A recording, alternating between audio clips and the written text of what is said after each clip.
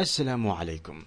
Today we're going to start a new surah, which is Surah Al-Kafiroun, chapter of the disbelievers. So let's start. Ala barakallahu ta'ala. Al-Kafirun is the sound masculine plural of Al-Kafir, an active participle that means the disbeliever, and it is derived from the verb kafara, to cover, to hide, to reject, and to disbelieve.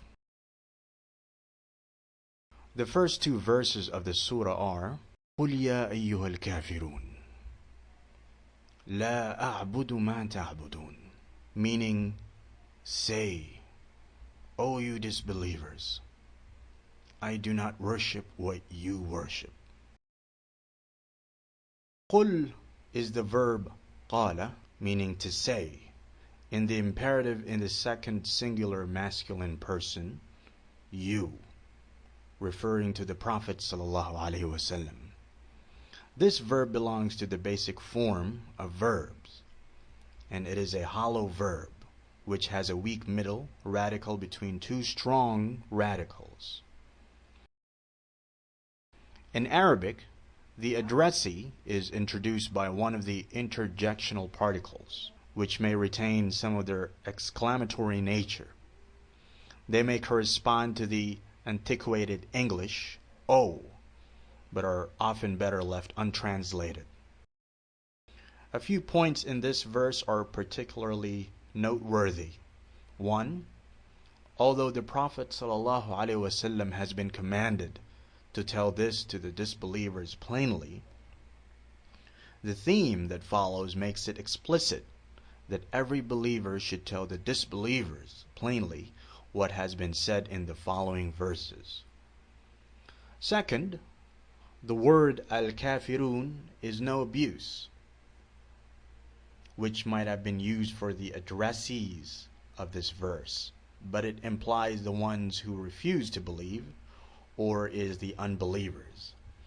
As against it, the word Al-Mu'minun is used for the believers. Third, the word used is Ya ayyuhal kafirun and not Ya ayyuhal mushrikun.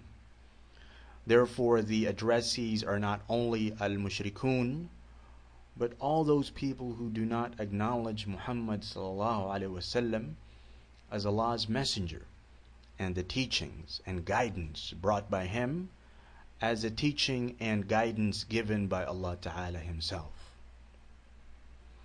And fourth, to address the deniers with the word Ya ayyuhal kafirun is just like addressing certain people as O enemies or O opponents.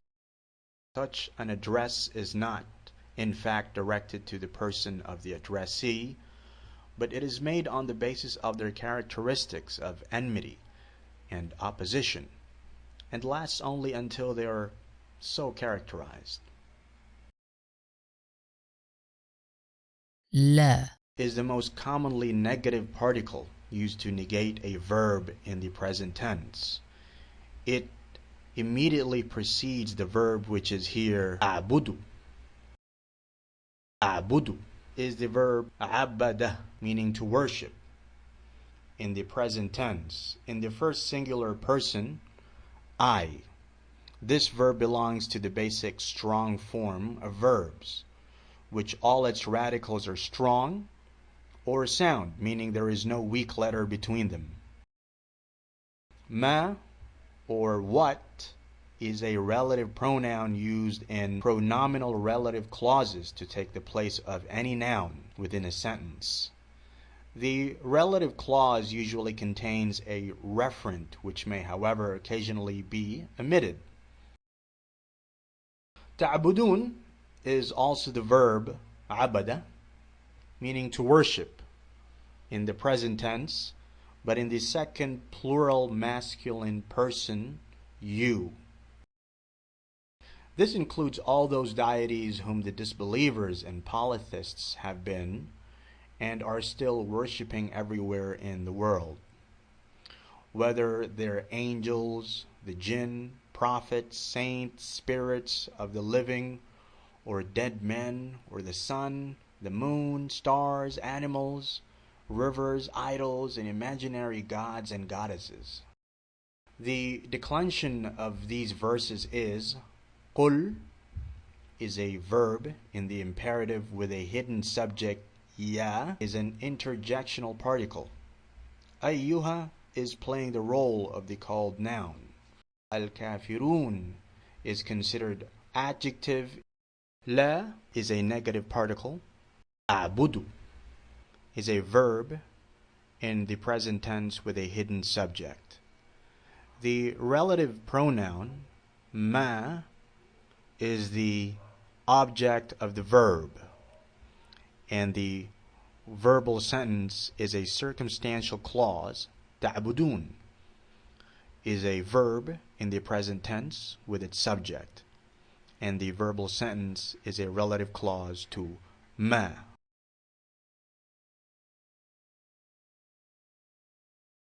The next three verses are وَلَا أَنْتُمْ عَابِدُونَ مَا أَعْبُدُ وَلَا أَنَا عَابِدٌ مَا عَبَدْتُمْ وَلَا أَنْتُمْ عَابِدُونَ مَا أَعْبُدُ, meaning, nor are you worshippers of what I worship, nor will I be a worshipper of what you worship, nor will you be worshippers of what I worship.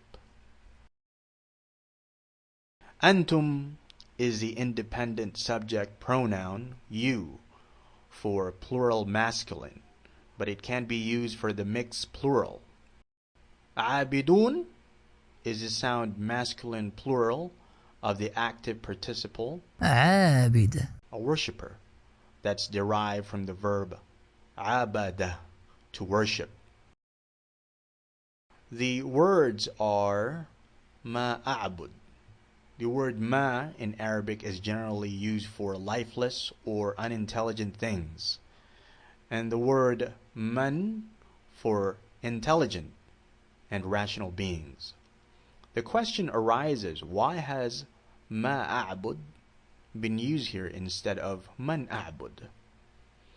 Well, if in this verse it was said la a'bud man ta'budun, it would only mean you are not worshippers of the being whom I worship. And in response, the disbelievers and the polytheists could have said that they too believed in the being of Allah Ta'ala and also worshipped Him. But when it was said, La a'budu ma ta'budun, it meant you are not worshippers of the deity who has the attributes of the deity whom I worship. Ana is the independent subject pronoun I. Abadtum is the verb abada, to worship in the past tense, in the second plural masculine you. One preferable explaining to the repetition of the verse 3 and 5 is, although the words in verse 5 are the same as in verse 3, yet its meaning at the two places is different. In verse 3 it follows a sentence, I do not worship those whom you worship. Therefore it means, nor are you worshippers of the God having the attributes of the one God whom I worship. And in verse 5 it follows this sentence, nor am I a worshipper of those whom you have worshipped. Therefore it means, nor does it seem you would become worshippers of the one God whom I worship. Or in other words, it is not possible that I should become a worshipper of each of those gods whom you and your forefathers have worshipped. And on account of your aversion to adapting worship of one God instead of many gods, it cannot be expected that you would desist from this wrong worship and will become worshipper of Him whom I worship. The declension of these verses is wow is a conjunction, لا, is a negative particle, antum is a subject of a nominal sentence, abidun is its predicate, the relative pronoun ma is the object a'bud, is a verb in the present tense with a hidden subject, and the verbal sentence is a relative clause to ma. La is a negative particle. Ana is a subject of a nominal sentence. Abidum is its predicate. The relative pronoun ma is the object. Abadtum is a verb in the past tense with its subject, and the verbal sentence is a relative clause to ma.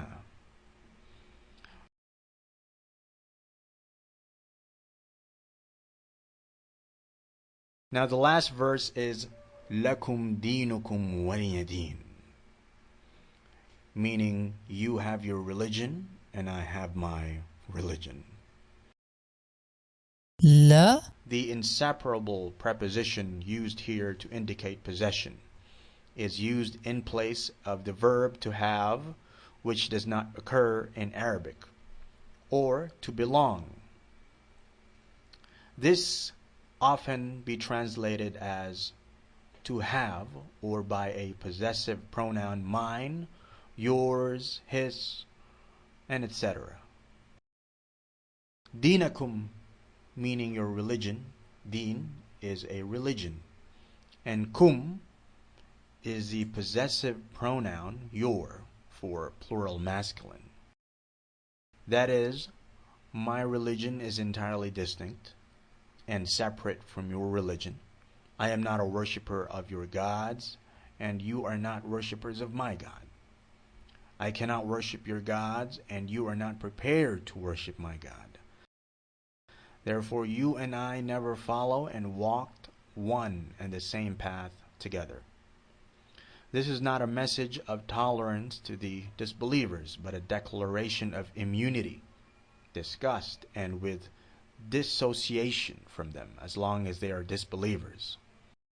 The declension of this verse is the prepositional phrase lakum is a fronted predicate of a nominal sentence, while dinakum is its latter subject, and deen is linked with lakum dinakum by the conjunction wa,